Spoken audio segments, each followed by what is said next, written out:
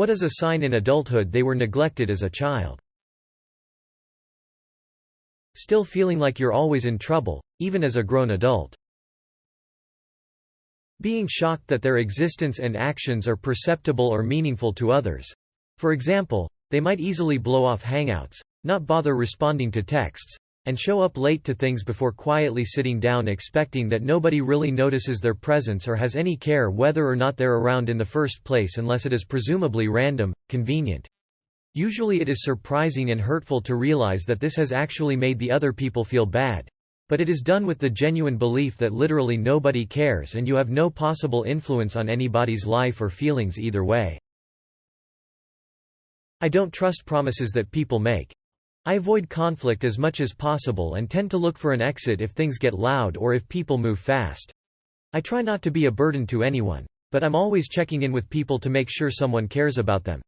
I don't like spending money on myself, and if anyone buys me anything, I feel guilty or like it might be held over my head. I find more comfort alone or with animals than most people. I'm worried that I'm constantly disappointing people around me or wondering why anyone would want to be my friend or a romantic partner. I'm working on all of it, of course, and keep a normal appearance as much as possible. But my mind never really stops and I just wish I wasn't so sad all of the time. They don't ask for help. Ever.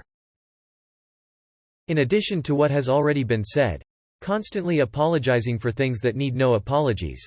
When they talk, they might be prone to fast talking because they are not used to someone listening to them or someone not talking over them. ETA.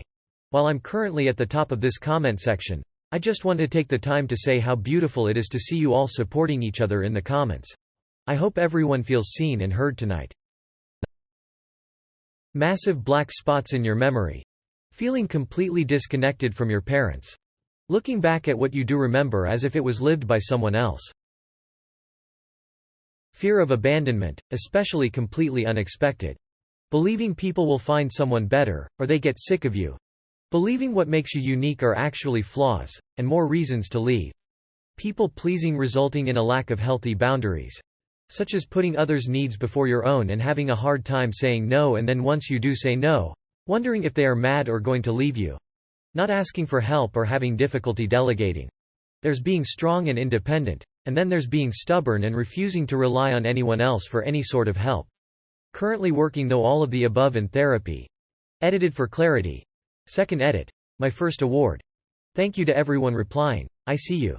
Other people see you and love you and will support you. We're going to be okay. For me, I literally do not ask for help until the situation is literally basically life or death. Asking help for physical tasks, mental health, advice, you name it. I'm a hyper-independent individual and being vulnerable and open just isn't in my personality. Edit. Just wanted to say I'm amazed how many people have the same type of experience and mindset. I've also received a lot of depressing comments too. If any of y'all ever want to talk, DMs are open. Although, ironically, I know most of y'all won't. Hoarding certain things, like they never had enough and now cannot be without or afraid someone will take it away. Try to be invisible. When you get attention from someone you don't feel good because you weren't used to get attention in your childhood.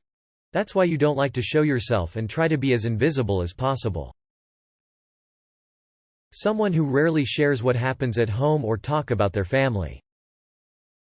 Or oversharing and trauma dumping constantly. Extreme defensiveness.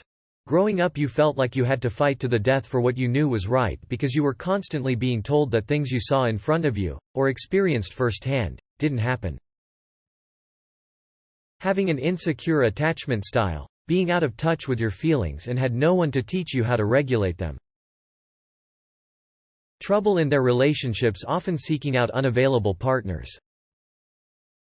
Extreme shame after making a mistake. Lots of escapism. Games, books, TV, drinks, drugs, etc.